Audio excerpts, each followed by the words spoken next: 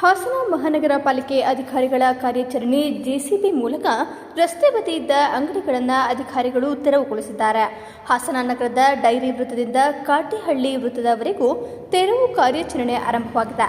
ಬೀದಿ ಬದಿ ವ್ಯಾಪಾರಸ್ಥರಿಂದ ಸಾರ್ವಜನಿಕರಿಗೆ ತೊಂದರೆ ಆಗ್ತಿದೆ ಎಂದು ದೂರು ಬಂದ ಹಿನ್ನೆಲೆ 10 ಅಂಗಡಿಗಳನ್ನು ತೆರವುಗೊಳಿಸಿದ ಮಹಾನಗರ ಪಾಲಿಕೆ ಅಧಿಕಾರಿಗಳು ಏಕೈಕಿ ಕಾರ್ಯಾಚರಣೆಯಿಂದ ಕಂಗಾಲಾಗಿದ್ದಾರೆ. ಬೀದಿ ಬದಿ ವ್ಯಾಪಾರಸ್ಥರು ಮೊದಲೇ ತಿಳಿಸಿದ್ರೆ ಸ್ವಯಂ ಪ್ರೇರಿತವಾಗಿ ತೆರವುಗೊಳಿಸುತ್ತಿದ್ದೆವು ಎಂದು ಕಣ್ಣೀರಿಟ್ಟಿದ್ದಾರೆ.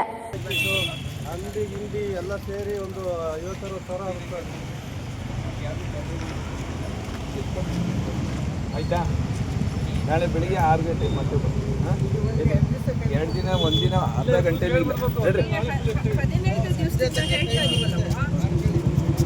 ಸರ್. ಒಂದು ನಿಮಿಷ ಸರ್, ನೀವು ಮೊದಲೇ ಏನಾದ್ರು ಇಂಟಿಮೇಷನ್ ಕೊಟ್ಟಿದ್ರಾ ಸರ್ ಇವರಿಗೆ ತೆಗಿಯೋಕ್ಕೆ? ಈ ಹಿಂದೆ ತೆಗಿಸಿದೀವಿ, ಕೊಟ್ಟಿದ್ದೀವಿ, ಇವರಿಗೆ ಪದೇ ಪದೇ ಕೊಡ್ತಾನೆ ಇರ್ತೀವಿ. ಮತ್ತೆ ಅದೇ ತಪ್ಪು ಮಾಡಿ ನೋಟಿಸ್ ಏನಾದ್ರು ಕೊಟ್ಟಿದ್ರಾ? ನೋಟಿಸ್ ಯಾಕೆ ಕೊಡಬೇಕು?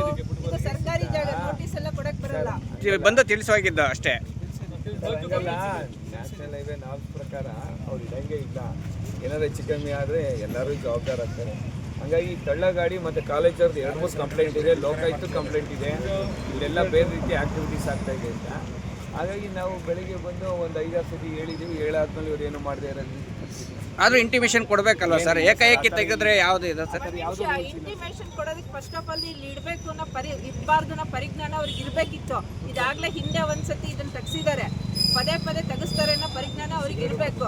ಸಿಗರೇಟು ಎಲ್ಲ ಇಲ್ಲೆಲ್ಲ ಸ್ಟೂಡೆಂಟ್ಸ್ ಇದ್ದಾರೆ, ಪಾಲಿಟೆಕ್ನಿಕ್ ಸ್ಟೂಡೆಂಟ್ಸು.